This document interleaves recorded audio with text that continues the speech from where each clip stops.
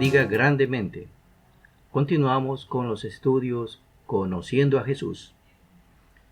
Estamos analizando acerca de algunas afirmaciones que hizo Jesús, tomadas de los Evangelios. Hoy vamos a tratar sobre la blasfemia contra el Espíritu Santo. La afirmación de este día es muy importante. Jesús enseña sobre lo que conocemos como el pecado que no tiene perdón. Y al final me permitiré un consejo para evitar este pecado. Los textos involucrados en esta enseñanza están en Marcos, capítulo 3, desde el 20 hasta el 30. También está en Mateo 12, a partir del versículo 22. Y también lo encontramos en el Evangelio de San Lucas, capítulo 11, desde el versículo 14. Voy a estar leyendo Marcos 3 a partir del 20 y utilizar la versión Reina Valera del 60. Y se agolpó de nuevo la gente, de modo que ellos ni aún podían comer pan. Cuando lo oyeron los suyos, vinieron para prenderle porque decían: está fuera de sí. Pero los escribas que habían venido de Jerusalén decían que tenía a Beelzebub y que por el príncipe de los demonios echaba fuera los demonios. Habiéndolo llamado, le decía en parábolas: ¿cómo puede Satanás echar fuera a Satanás? Si un reino está dividido contra sí mismo, tal reino no puede permanecer. Y si una casa está dividida contra sí misma, tal casa no puede permanecer. Y si Satanás se levanta contra sí mismo y se divide, no puede permanecer, sino que ha llegado su fin. Ninguno puede entrar en la casa de un hombre fuerte y saquear sus bienes si antes no le ata, y entonces podrá saquear su casa. De cierto os digo que todos los pecados serán perdonados a los hijos de los hombres, y las blasfemias cualesquiera que sean. Pero cualquiera que blasfeme contra el Espíritu Santo no tiene jamás perdón, sino que es reo de juicio eterno, porque ellos habían dicho: tiene espíritu inmundo. De acuerdo a los relatos de Mateo y Lucas, Jesús había expulsado un demonio que había dejado mudo a la persona que este demonio poseía. Como hemos dicho en otra ocasión, la expulsión de los demonios no se registra en ninguna parte de la Biblia antes de Jesús. Fue él quien inició este ministerio. Por lo que muchos, incluyendo a los líderes religiosos, no sabían cómo Jesús podía expulsar a los demonios de las personas. Y por eso pensaron que ese poder provenía del mismo Satanás. Para explicarle acerca de su error, solo el Evangelio de Marcos aclara que Jesús comenzó a utilizar parábolas, es decir, a tomar como ejemplo circunstancias conocidas para llegar a una enseñanza. La primera parábola es sobre un reino.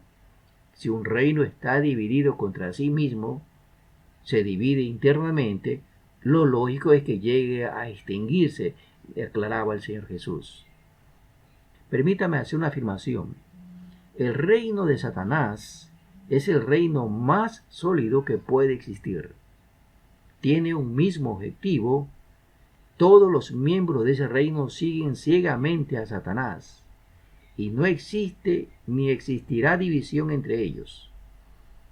A diferencia de la Iglesia cristiana, que en los primeros siglos ya comenzó a experimentar divisiones y desmembramientos, y lo sigue haciendo en esta época, alrededor de 2000 años de divisiones, solo porque no hemos aprendido a someternos al Señor Jesús. Es lamentable lo que acabo de decir, pero es la verdad. Y el reino de Satanás no es así. Por eso Jesús hace una pregunta reflexiva que tiene una respuesta implícita, y su respuesta es: no puede ser. Jesús preguntaba: ¿cómo puede Satanás echar fuera a Satanás? No puede ser. Satanás no echa fuera a Satanás.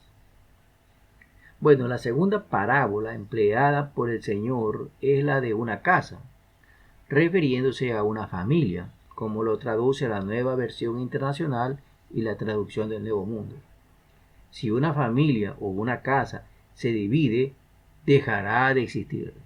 Si hay problemas de divisiones entre padre de familia y la madre de familia, esa familia terminará en un divorcio. Si hay divisiones entre los padres y los hijos, esos hijos terminarán yéndose de la casa y quizás a vivir a otro lado del mundo. Dejará de existir, habrán divisiones, habrán enemistades, habrán separaciones dañinas. No es el caso de Satanás y sus demonios. Ellos no están divididos, más bien han permanecido y continúan permaneciendo en estratégica unión. Con estas parábolas del reino y de una familia que no está dividida, Jesús aclara que su poder no proviene de Satanás, ya que Satanás no va a expulsar a Satanás. Tampoco proviene de ningún demonio, ya que no hay divisiones entre el reino de Satanás. Entonces, ¿de dónde viene el poder de Jesús?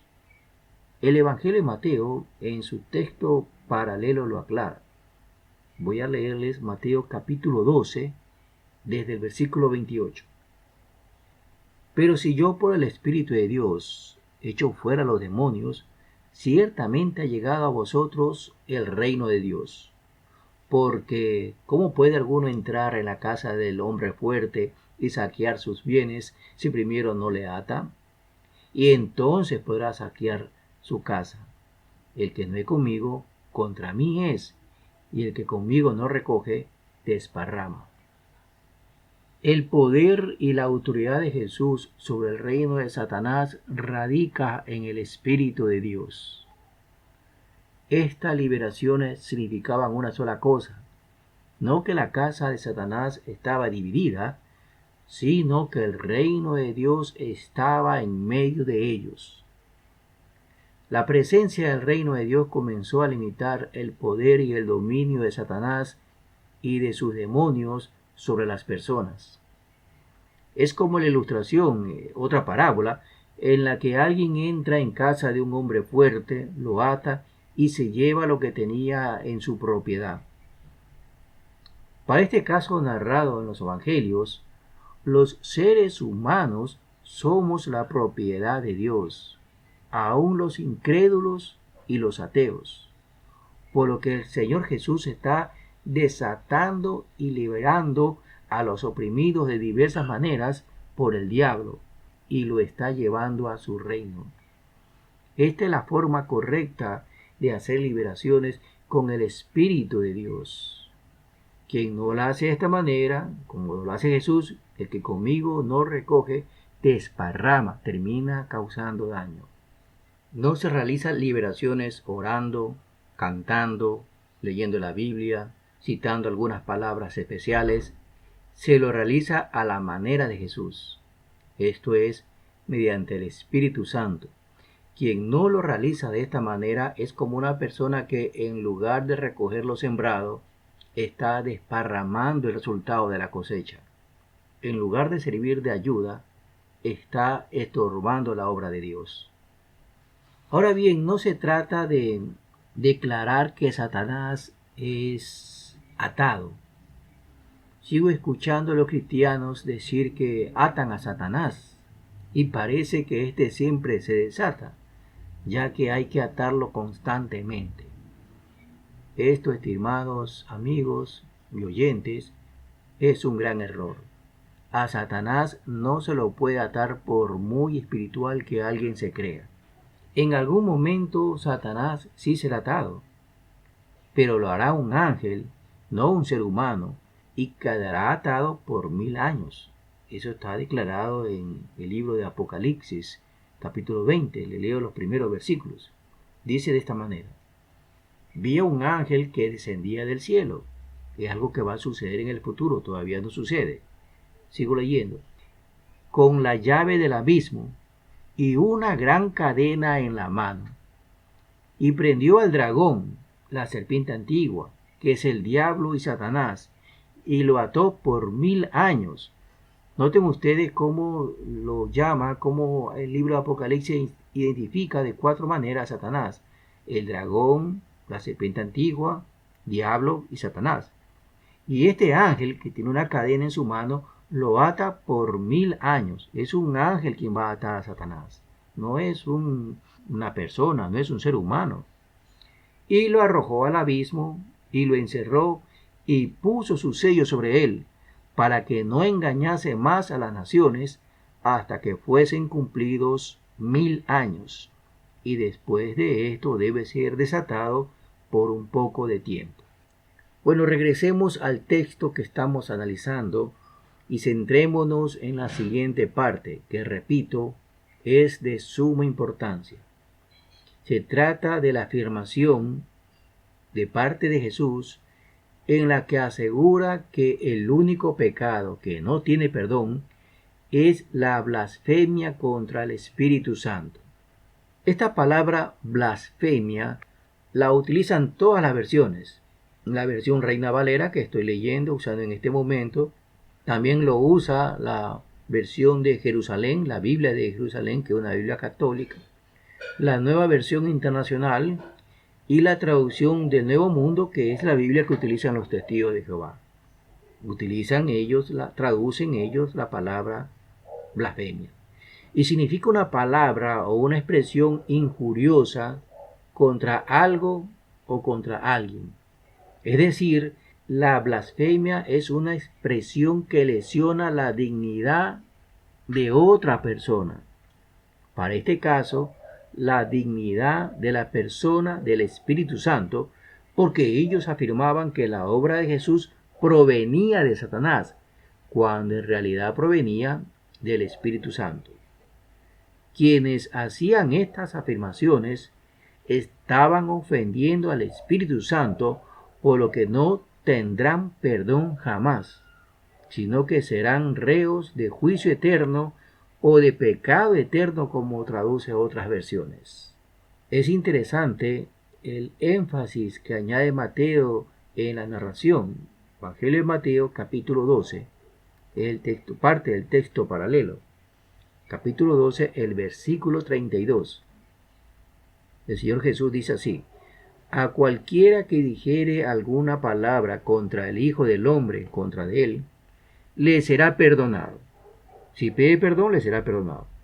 Pero el que hable contra el Espíritu Santo, no le será perdonado ni en este siglo, ni en el venidero. Es decir, hablar mal, blasfemar contra el Espíritu Santo, no tiene perdón nunca. Quienes blasfemaron contra el Espíritu no entendían cómo Jesús podía liberar a las personas de los demonios. Para este caso, una persona que había estado muda y luego pudo hablar. Y si no entendían, lo sensato hubiese sido preguntarle al mismo Jesús cómo podía hacer las liberaciones. O en el mejor de los casos, quedarse callado y no emitir un juicio sin entender lo que estaba sucediendo. Así que se condenaron. Estos pobres insensatos se condenaron en la eternidad.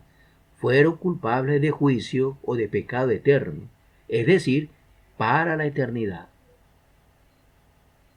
Hay cosas que en la actualidad suceden en el pueblo cristiano, cosas que estoy seguro muchos de quienes me escuchan no saben por qué se da y no saben lo que sucede. Algunas de estas cosas es muy probable que no provengan de parte de Dios, y otras sí que son causadas por el poder del Espíritu, el Espíritu de Dios, como es el caso con Jesús. Mientras usted no entienda y no experimenta el Espíritu Santo, por favor no diga nada. Lleve su mano a la boca y no diga nada. Ni siquiera se permita pensarlo. No emita ningún criterio sin fundamentos, porque este es un pecado eterno que no tiene ninguna oportunidad de obtener el perdón. Ruego a Dios que lo lleve a una experiencia real con su espíritu, que lo haga renacer, para que pueda comprender estas realidades espirituales. Que el Señor lo bendiga grandemente.